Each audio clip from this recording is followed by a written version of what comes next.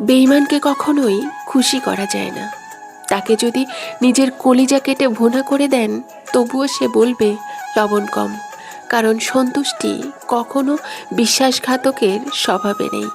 তারা সবসময় খুঁত খুঁজবে, দোষ ধরবে, অভিযোগ করবে, কারণ তাদের কাজই হলো অখুশি থাকা।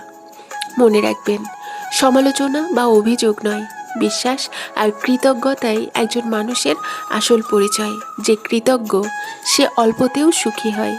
কৃতজ্ঞ মানুষ অল্পতেও আনন্দ খুঁজে নেয়। অকৃতজ্ঞ মানুষ অঢেল ভালোবাসা, সাপোর্ট, ত্যাগ পেলেও সন্তুষ্ট হয় না। তাদের খুশি করার জন্য নিজের আত্মসম্মান বা শান্তি বিসর্জন দেওয়ারও কোনো মানে নেই। কারণ তারা খুশি হবার জন্য জন্মায়নি, বরং খুঁত ধরার জন্যই বেঁচে থাকে। তাই জীবনে এমন মানুষদের গুরুত্ব দেবেন না যারা আপনার ত্যাগকেও অবমূল্যায়ন করে। তারা আপনার জীবনে থাকার যোগ্য নয়। নিজেকে মূল্য দিন, কৃতজ্ঞ মানুষদের মূল্য দিন, কারণ তারাই আপনাকে সত্যিকার অর্থে সম্মান করতে জানে।